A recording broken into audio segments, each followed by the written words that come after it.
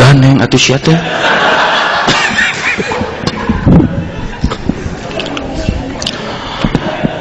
Assalamualaikum warahmatullahi wabarakatuh.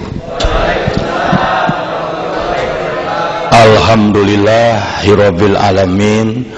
Wassalatu wassalamu ala rasulina Muhammadin wa ala alihi wa sahbihi ajmain.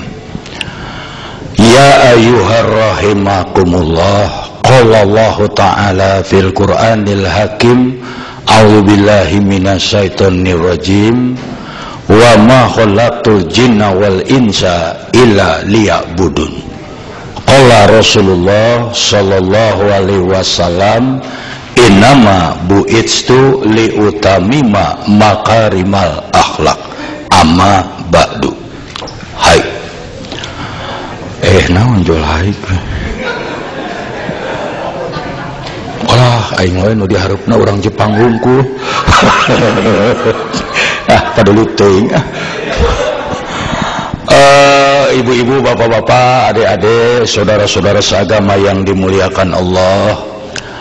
Hari ini saya diminta untuk memberikan ceramah rohani, bimbingan keagamaan. Da maneh mah teu ngadarengikeun kabeh malutret atuh liur ayeuna. Sebenarnya saya bukan ahli.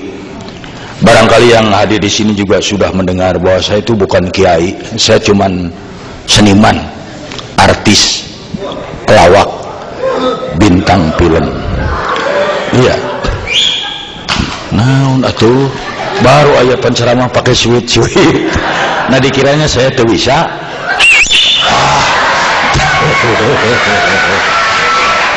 Nah, baiklah. Di dalam kesempatan kali ini saya ingin membawa kepada yang hadir sebuah kisah yang pernah terjadi di masa pemerintahan Khalifah Sayyidina Umar bin Khattab, yaitu kisah seorang panglima Islam, Jenderal Khalid bin Walid. Jenderal Khalid bin Walid seorang jenderal yang ditakuti lawan dan dicintai kawan. Namanya harum kemana-mana. Kalau beliau datang ke suatu tempat disambut dengan meriah. Hidup Khalid bin Walid, hidup Khalid bin Walid, kira-kira begitu. Once time, satu waktu, maaf pakai bahasa Inggris, maklum pendidikan Amerika. Satu waktu Jenderal Khalid sedang berada di garis depan medan peperangan.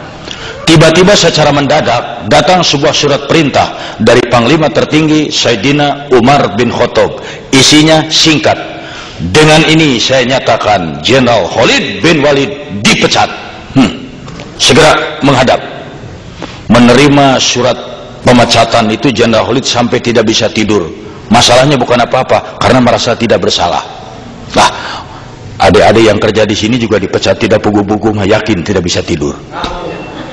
Nah, tapi karena beliau mah prajurit yang baik, taat pada atasan, turut perintah, serahkan jabatan sama pengganti, langsung menghadap Umar bin Khattab. Assalamualaikum ya Amirul Mukminin. Waalaikumsalam. Please sit down.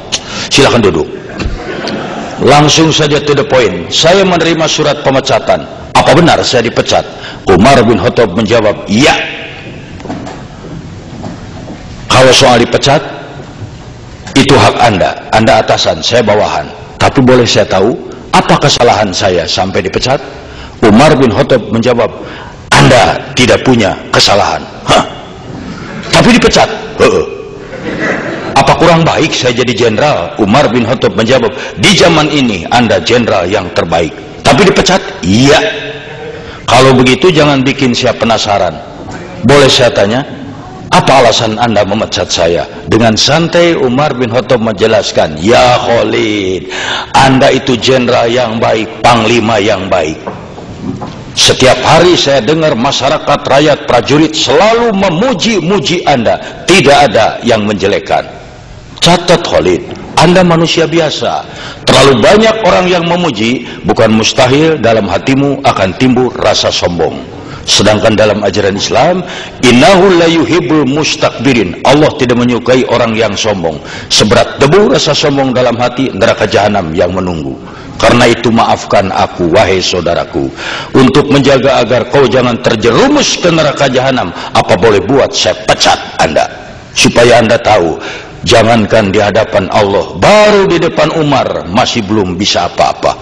Mendengar jawaban yang demikian, Jenderal Khalid berdiri memeluk Umar bin Khattab sambil menangis dan berkata, terima kasih ya Umar, engkau saudaraku. Allahu Akbar. Itu jiwa Islam. Di zaman sekarang belum tentu ada 1 dari 1000 jenderal yang begitu. Sekarang mau disuruh bentige, Dan yang paling hebat setelah dipecat, apa beliau punung? Itu punung bahasa Indonesia naonnya. Apa beliau memunung? Tidak. Beliau balik lagi ke medan perang, bertempur lagi, dengan catatan perangnya bukan sebagai jenderal, bukan sebagai panglima, tapi sebagai prajurit biasa. Bayangkan bekas jenderal perang di bawah komando sersan. Tapi waktu ada yang bertanya, ya Khalid, apa-apaan? Anda sudah dipecat, masih mau perang sebagai prajurit lagi? Apa jawabannya? Saya perang bukan karena pangkat, jabatan, saya perang bukan karena khalifah, saya perang semata-mata karena Allah, mencari keridhaan Allah. Indah ini kisah. Nah adik-adik, coba kita ambil inti dari sikap Jenderal Khalid. Anda bekerja di Jepang sebagai ini, sebagai itu, bersekolah di Jepang, menuntut ilmu di sini, sehingga hanya satu, mencari keridhaan Allah. Wa ma khalaqtul jinna wal insa illa liya'budun. Mencari keridhaan Allah hanya satu, laksanakan perintah Allah, jauhi yang dilarangnya. Ya. Banyak zaman sekarang orang yang kecewa karena tujuannya bukan karena Allah, tapi karena sesuatu. Anda pergi ke Jepang dengan satu itikat, saya cari Jepang, cari duit, pulang dari sana ke Indonesia, punya rumah, punya mobil. Belum tentu. Saya datang ke Jepang, sulit cari kerja di sana, kita cari kerja di sini, gajinya gede segala. Begitu berhadapan di sini, penghasilan tidak seperti yang diharapkan, capainya melebihi, Anda akan kecewa. Karena apa? Salah tujuan. Seorang mahasiswa, dia kuliah, karena apa? Ingin jadi sarjana. Setelah jadi sarjana, punya jabatan, punya kedudukan, rumah mewah, mobil indah, itu. Begitu lulus jadi sarjana, cari kerja pun sulit. Akhirnya apa? Dia kecewa, karena salah tujuan. Coba kalau tujuannya karena Allah. Seorang mahasiswa, dia kuliah, ya Allah, begitu mau pergi, saya pergi ke kampus menuntut ilmu karena diperintahkan olehmu. Thalabul ilmi faridatun ala kulli muslim. Mencari ilmu wajib hukumnya bagi setiap muslim. Go, pergi kuliah. Mau jadi sarjana mau tidak, itu urusan nanti. Apa yang harus jadi sarjana itu sukses hidupnya hanya sarjana? Belum tentu. Lihat macan, lihat harimau, apa pendidikannya? SD juga tidak tamat, tapi dokter dihakan. So saya berani ngadu harimau jeung insinyur, saya pegang maung.